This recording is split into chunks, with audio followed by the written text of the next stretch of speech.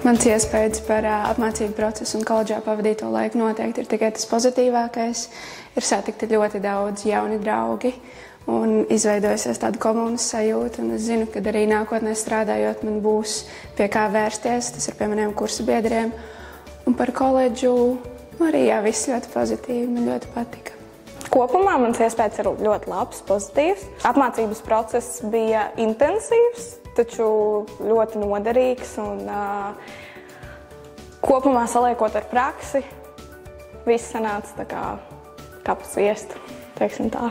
Es teiktu, ka aprīkojums un tehnika ir ļoti atbilstoša. Šobrīd mums ir jaunas telpas un aprīkojums ir būtībā tāds pats, kāds ir dzīvē, kas ir ļoti pozitīvi.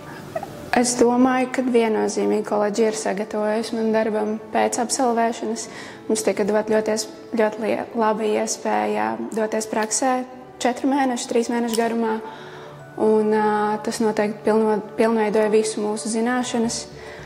Un arī pirms tam teorētiskās zināšanas un pamati, kas tika doti, ļoti ir noderējuši. Tas ir lieliski iespēja, kas ir prakse, kvalifikācijas, kas noteikti tātad no rudens līdz februārim, un kurā var apgūt visu īstajā dzīvē. Un, ejot uz praksi, es teiktu, es biju ļoti sagatavota.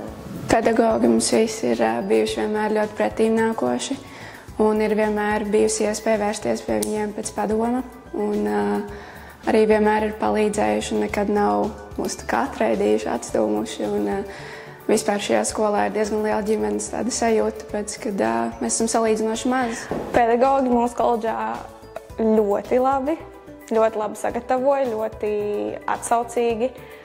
Vienmēr varēja nākt pēc kāda padoma, apspriest aktualitātes. Nekad nejūtu nekādu atraidījumu no pasniedzējiem. Tiešām ļoti jauki, ļoti pretīmnākoši, un mums visiem ir ļoti labs kontakts ar pasniedzējiem.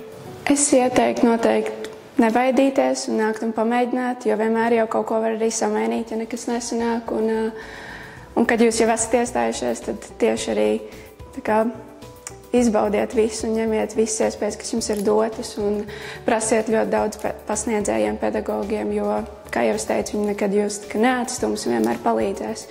Un tas noteikti visu to pieredzi bagātina. Izturību, veiksmi un apņēmību. Ja padodās rokdarbi, patīk mazas ķibināšanās ar lietiņām, tad noteikti šī var būt jūsu profesija. Un nepadoties.